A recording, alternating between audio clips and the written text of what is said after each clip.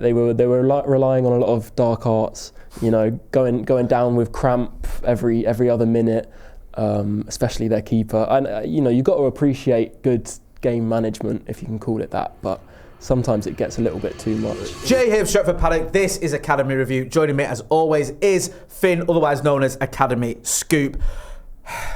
Finn, should we just get straight into it, bro? Let's get started. Let's get started into the bad news, the badness. Yeah. I mean, you are the guy, right? You come on this channel and every week you cheer me up with some happy news and some stories about great football and great results and how the Academy are smashing it. It's all positive, and it usually cheers me up after a demoralising weekend watching the first team. However, a little bit different this week. Whilst we are always proud of our Academy, getting to the FA Youth Cup final just wasn't to be, was it? No, not this season for Adam Lawrence's under-18s. I wish I could come here with better news, but unfortunately yesterday was the end of United's FA Youth Cup campaign for this season. There's a lot to get into. It's quite like a mixed bag. Definitely some positives to take, as always. But yeah, it was a sad storyline, to be honest. So it was at Villa Park against Aston Villa. They'd beat Plymouth in the last round 3-0. So good side. United have been flying in the FA Youth Cup this season. Obviously, victories against Arsenal, Coventry, Preston. Before the Arsenal round, they'd scored 5 goals in every single game leading up to it. So United were definitely the favourites going into it. And obviously, there's a lot of excitement around this group. Got players like Chido Obi, Bendito Mantato, the Fletcher brothers. Players that have already becoming kind of well-known household names. Can I just correct you there? You called him Mantato. Yeah. I was watching the commentator last night, and he was calling him every name under the sun except that. Yeah, I think at one point he called him Mateta. Yeah. Same with Chido Obi. He became Chidi Obi, and then he became Chobi Obi. I was like, what are these two doing? We had Jacob Devaney, which is it's closer, but still was annoying. Yeah, sorry to insult you there, but I just thought I'd point that out. No, I agreed. It was so annoying. Bizarre. Yeah. At least if you got any wrong, stick to it. They changed it. They had Zach Backman and Zach Batman. Batman. I won't mind. It's not like these names are difficult, and also, surely you've got them wrote down. Yeah. And they were also, to be honest, they were weirdly biased as well. Yeah. Everything Villa did, they were praising, and every time United did something, it was like, I think at one point they said, this United team, before anything had happened, they were like, this United team relies purely on individual brilliance, whereas Villa are a proper side of a collective. It's like, where have you got that from? They just make that up, didn't they? It's just pandering to the crowd. They probably think, well, loads of people watching this probably not United fans. They probably want United to lose, so let's just go for that. Even though obviously there was many United fans watching it who, like myself, were getting annoyed at some of the commentary. Sorry, I did interrupt you there. No, not at all. Yeah, talk us through the game. So it was an important game. There was obviously a lot of notable names in attendance, the likes of Sir Alex Ferguson, Marcus Rashford was there, and people like Christopher Vivell. Important figures at the club who were eager to see who were the young stars that we could look to for the first team. It was a mixed start, but United did go a goal down pretty early through a pretty unlucky scenario. Basically, Villa had a free kick from a decent range out, taken by their captain Borland. It hit the wall, deflected into the feet of Motty, who was well placed to finish past Will Murdoch. Just a really unfortunate one, one of those ones that's pretty hard to stop. Nothing that United obviously did wrong, but it definitely kind of set the tone for the rest of the game, because I think everyone was expecting United to hit the ground running and really kind of gather momentum early in the game, and it never really started in that way. There was some resilience shown, and United did kind of settle into it and began to control the game in the way that we expect from this side. There were a few chances that United had. At one point, Chido had the ball in the back of the net. Basically, a long ball was played over the top. 2 Villa defenders and their keeper and Biancheri all went for it at the same time. Proctor's Villa's keeper, he tried to catch it. It fell to the feet of Chido Obi, who finished into an open net. It was ruled out very softly. I feel. It's never nice when that happens. It's, you know, it does feel a lot like goalkeepers just in general get overly protected. They're very, very protected, possibly even more at youth level, I don't know. Right. But obviously no VAR, no ability to review it. So one of those ones that you just have to stomach and get on with. But United should have been level through that. But we did find the equaliser soon after that. Jacob Devaney played a great ball into the right side channel for Tyler Fletcher to bring down. He squared it across goal.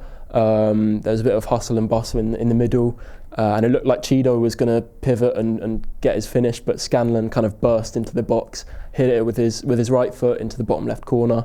And United, it was well deserved for United, you know, drawing level, because we played the better football since Villa took the lead. That was basically the story of the first half.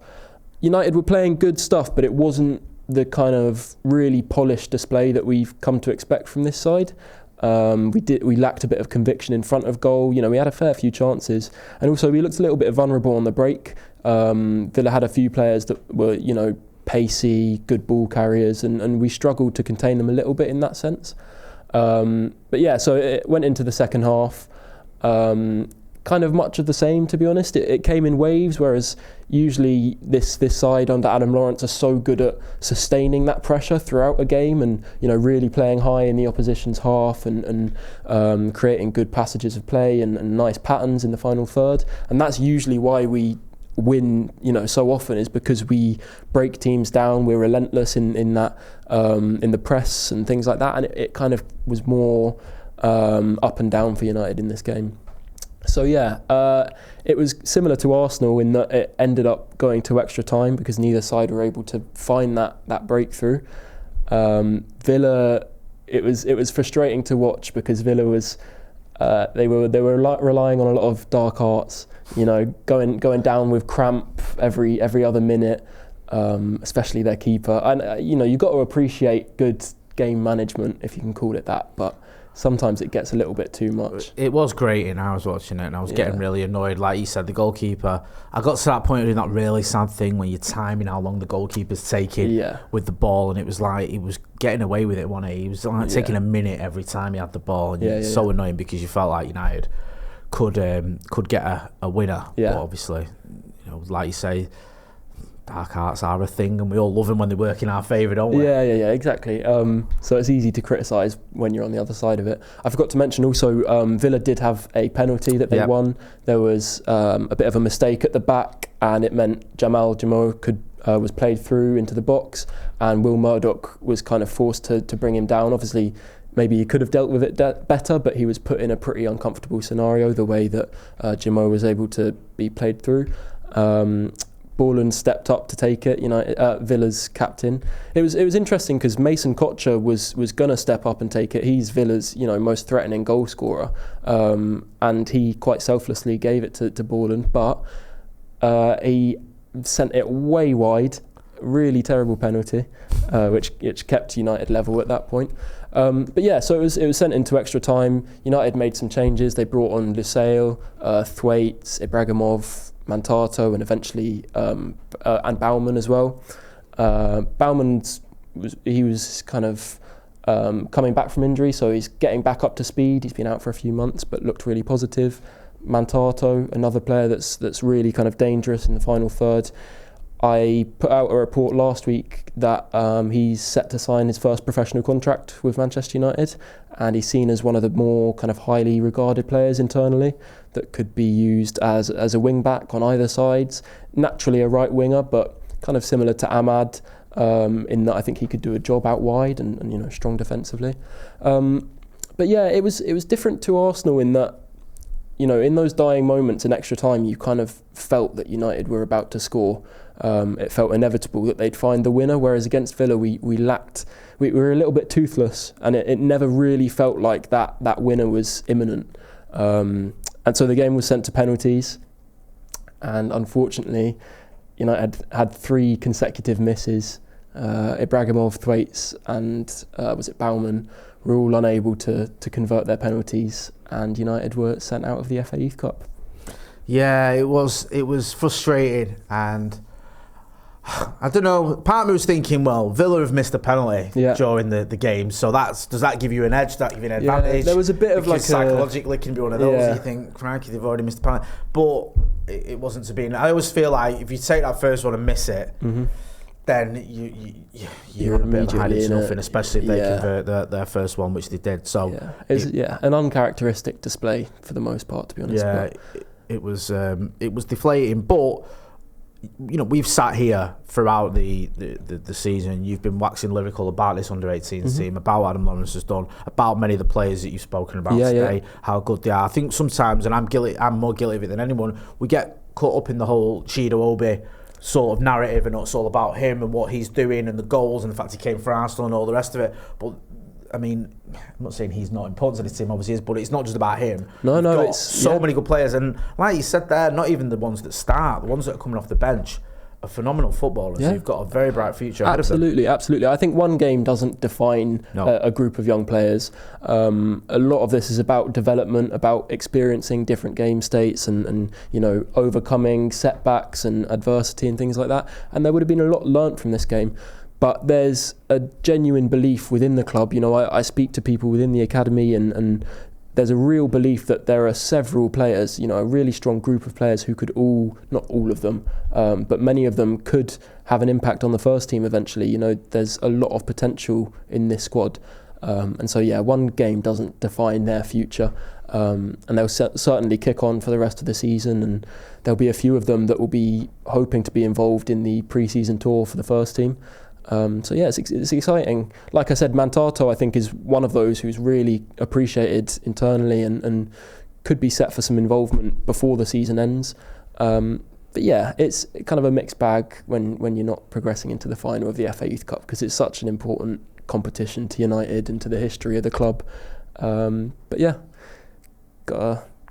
Gotta go on to the next. Go on to the next one, yes. Onwards and upwards, and listen, we're very fortunate to have such a great group of players at Manchester United, and I'm sure we'll see big things from pretty much all of them, to be honest with you. We're going to go backwards slightly then, because we wanted to start with that, because that's not obviously the main talking point, but the under-21s have been in action, haven't they, on Friday, I think it was? On Friday, away to Leeds at Thorpe Arch in the Premier League 2, so this is the under-21s. United. It was apparently a very blustery day. I wasn't there, but this contributed to two of the early goals that United would concede in the first half. The first one was an ambitious cross from Cresswell, which kind of looped over, aided by the wind, and went in off the crossbar. And then the second one was a cut back into the box. For the younger brother of Archie Gray, Harry Gray, actually, who finished well in the box. It was not the start that United would have hoped for. There are some names in this group that are getting kind of picked out now, especially Sekou Kone and Jack Moorhouse, two midfielders that are really, really fun to watch. Moorhouse started well from the first half. He had a few opportunities. Sekou Kone kind of grew into the game. And by the second half, both of them were really kind of firing on all cylinders and struck up a nice relationship in the middle. Sekou Kone, obviously, Mali international, brought in the summer for, I think, a fee of $1 million. Very highly rated. And he got his first goal for Manchester United. Great to see. We had a few corners in quick succession, and then eventually one of them fell to Kone, kind of on the edge of the box.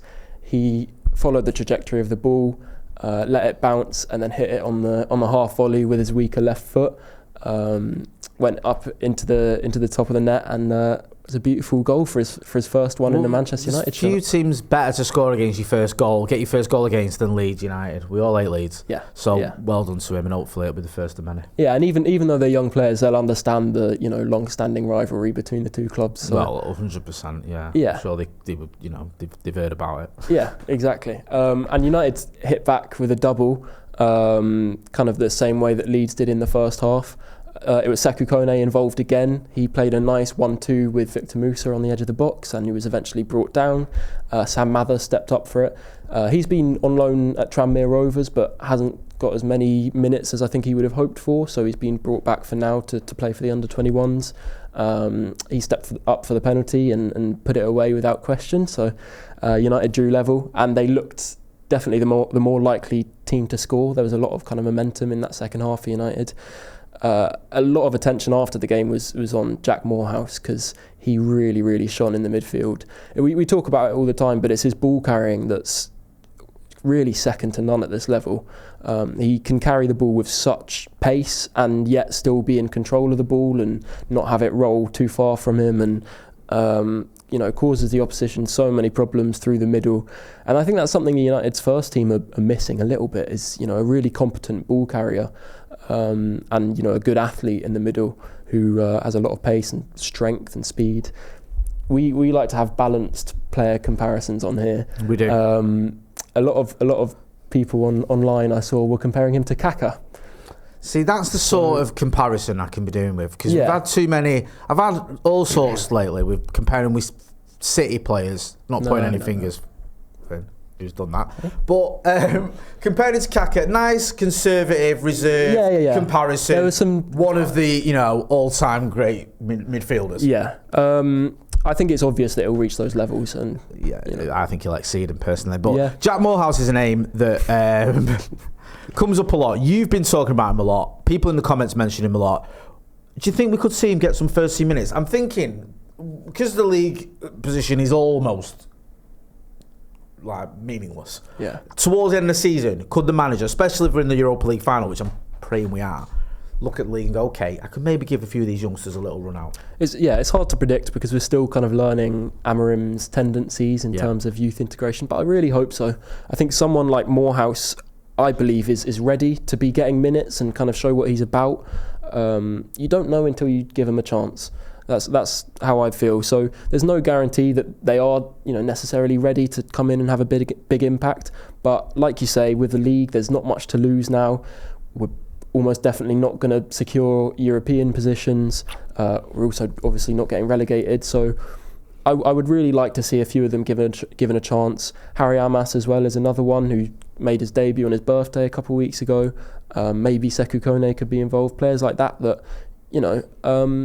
they offer different profiles to what we have in the first team, and maybe a different solution to some of the problems that we're facing. So Moorhouse is, I think, someone that could slot into one of those number 10 positions really well. Probably wouldn't at this stage play him in a pivot, because he's not as defensive minded of a player that Amorim probably wants there, but I think he could really do something from those number 10 positions. So I'd love to see him given a chance. I'd love it. I'd love to see it. I really would, especially at Old Trafford. I think if you get a youngster in the side, and who can, someone, let's say is Moorhouse, for example, carries the ball, gets the crowd on the feet. Everyone loves that. Yeah. Just sort of goes past someone or just creates a bit of positivity. Yeah, it does. It's a bit of a lift, isn't it? It's just one of those where you can go, okay, this is something to get excited about and players to get behind. And who knows? Hopefully, Ruben Amorim, he has got form for giving players, trying players and giving them debuts and using them even when they're only like 17. I think was it 16? Was it Kanda was? Kanda was playing at 16, and I think during Amorim's time at Sporting, he gave 27 debuts out. There you go. I know it's different, but it's not. He's still someone who has shown he's willing to give youngsters a chance. I feel like Amorim has also realised how much youth integration means to the fans, because I think he's probably clocked onto the fact that giving these debuts out to the likes of Harry Amas, Chido Obi, Aiden Heaven, it really gives a little boost to the fans at Old Trafford, and just the general feel at the club. I agree with that. He seems to be someone who gets that, who understands that. Yeah. He understands about the atmosphere, the like you said, the positivity, just having that sort of feeling around the club. He's someone who carries himself really well in press conferences. We've always mentioned that. Who does seem to sort of give you the honest answer and understand that side of things. And I'm not saying you just dish out debuts to players that aren't ready, just keep fans happy, but you can have a happy balance where you think, okay, this might be a good opportunity to bring someone in. And let's have it right. I think everyone who's been given a chance has done well. Yeah, there's no one that has been given a chance at this stage that you think would look completely out of their depth. No. I think most of them have taken to the opportunities well. And Amorim, again, like you've just said, he's got a good feel for what the club needs and what people want to see. He's not just going to throw them in willy-nilly, but when he deems them ready, I think he's shown that he's perfectly willing to give young players a chance. So hopefully we see a few more debuts towards the latter stages of the season. I hope you're right, Finn. Mixed bag. Mixed bag, but there's always positives. There's always positives. Well said. And listen, like I said earlier, we're very, very proud of our academy team, and I hope they realise what an achievement it was to get to that semi-final in the first place, and the football they've been playing this season has been phenomenal, as you often told us about, and I look forward to hearing about them hopefully for many years to come. Finn, we're going to have you on the channel again very soon. He's going to be joining us for Watch Alongs and podcasts, so make sure you do follow him, Academy Scoop. He'll have all the latest news when it comes to the academy team, and much more than that as well, because you've got your fingers in a lot of pies. You're not just the academy. No, what you see, he's a dark horse, this one. That's been Finn, I've been Jay. This has been Academy Review. Don't forget to hit like, share and subscribe. Thanks for watching.